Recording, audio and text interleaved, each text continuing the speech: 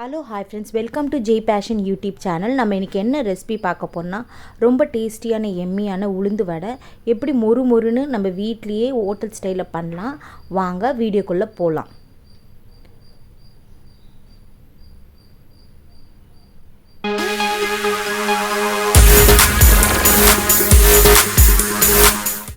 இந்த மெதுவடைக்கு தேவையான இன்க்ரீடியன்ஸ் நான் 2 கப்பு உளுந்து எடுத்திருக்கேன்.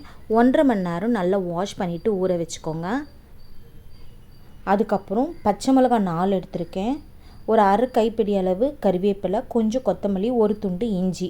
இதுதான் தேவையான இன்க்ரீடியன்ஸ். உங்களுக்கு தேவைப்பட்டால் ஒரு வெங்காயம் நீங்கள் நல்லா பொடியாக நறுக்கி நீங்கள் போட்டுக்கலாம். இப்போது நான் இதில் வெங்காயம்னா ஆட் பண்ணல. இப்போ ஒரு பிளெண்டரில் நான் பச்சை மிளகாய், இஞ்சி, இந்த உளுந்து கொடியை நான் போட்டு அரைச்சிக்கிறேன்.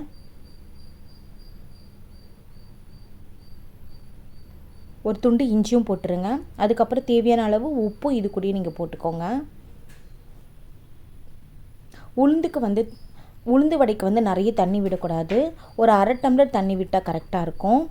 உப்பும் சேர்த்துக்கிட்டேன். இப்போ இது நல்லா வடை பதத்துக்கு நல்லா அரைச்சி நம்ம எடுத்துக்கலாம்.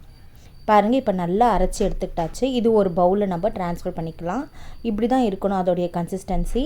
கொஞ்சம் காரம் உங்களுக்கு நல்லா உரைக்கிறதுக்காக 2 பச்சை மிளகாய் நான் நறுக்கி போட்டுக்கிறேன். உங்களுக்கு வேண்டான்னா நீங்கள் ஸ்கிப் பண்ணிக்கோங்க. உங்களுக்கு இந்த ஸ்டேஜில் வெங்காயம் வேணுன்னா கூட அரை வெங்காயம் இல்லை ஒரு வெங்காயம் நீங்கள் ஆட் பண்ணிக்கலாம். கொஞ்சம் கறிவேப்பிலை போட்டுக்கிட்டேன். அதுக்கப்புறம் கொஞ்சம் கொத்தமல்லி போட்டுக்கிட்டேன்.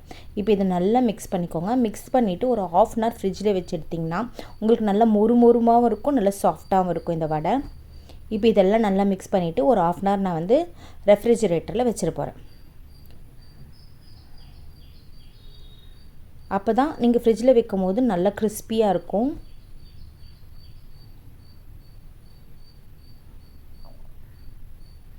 இப்போ பாருங்கள், கடாய் வச்சுட்டேன். எண்ணெய் நல்லா காஞ்சிருச்சு. இப்போ கொஞ்சம் கொஞ்சமாக எடுத்து நடுவில் ஓட்டை போட்டுட்டு நம்ம வடை போட்டுற வேண்டியதான். இதுக்கு அரிசி மாவு கூட நீங்கள் தேவைப்படாது. அவ்வளோ கிறிஸ்பியாக இருக்கும். நீங்கள் ஃப்ரிட்ஜில் வச்சு எடுக்கும் போது அந்த டைமில் நீங்கள் சுட்டு எடுக்கும் போது நல்லா முறுமுறுன்னு இருக்கும், நல்லாயிருக்கும். இதில் நீங்கள் மோர் கூட போட்டுக்கலாம். அதுக்கப்புறம் சாம்பாரில் கூட போட்டால் செம்ம சூப்பராக இருக்கும். நம்மளுடைய வடை ரெடி ஆகிடும். இந்த மெத்தடை நீங்கள் ஃபாலோ பண்ணி பாருங்கள். கண்டிப்பாக மெது வடை நல்லா மொறுன்னு கிறிஸ்பியாக இருக்கும். பாருங்கள், பார்க்கும் போதே நல்லா முறுமுறுன்னு வந்திருக்கு. அரைச்சிட்டு ஒரு 1/2 அன் ஹவர் நீங்கள் ஃப்ரிட்ஜில் வச்சுருங்க.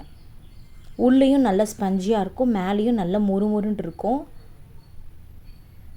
நல்ல சாஃப்ட். ஆறுனா கூட உங்களுக்கு அந்த சாஃப்ட்னஸும் நல்லாயிருக்கும். இப்போ பாருங்கள், நல்லா சுட்டு எடுத்தாச்சு. இப்போ நம்ம பிளேட்டிங் பண்ணிடலாம்.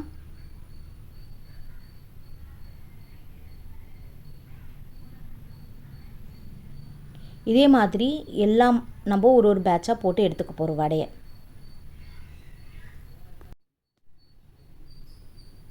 நல்ல மொறுமொறுஆன மெதுவடை ரெடி ஆகிடுச்சு. இது நம்ம சாம்பாரில் போட்டு சாம்பார் வடையாக சர்வ் பண்ணிக்கலாம். நான் சாம்பார் செஞ்சிருந்தேன், சாம்பாரில் போட்டேன். நல்ல டேஸ்டியாக இருந்துச்சு. இதே மெத்தடில் இந்த மெதுவடை நீங்கள் செஞ்சு பாருங்கள். சிம்பிள் ஃபியூ டிப்ஸ் தான், ரொம்ப ஈஸி தான். பண்ணி பாருங்கள். பண்ணி பார்த்துட்டு எப்படி வந்துச்சுன்னு கமெண்ட் பண்ணுங்கள். இந்த வீடியோ பிடிச்சிருந்தால் லைக் பண்ணுங்கள், ஷேர் பண்ணுங்கள், சப்ஸ்கிரைப் பண்ணுங்கள் அண்ட் சப்போர்ட் பண்ணுங்கள். Thank you friends. நம்ம இன்னொரு வீடியோவில் பார்க்கலாம். தேங்க்யூ.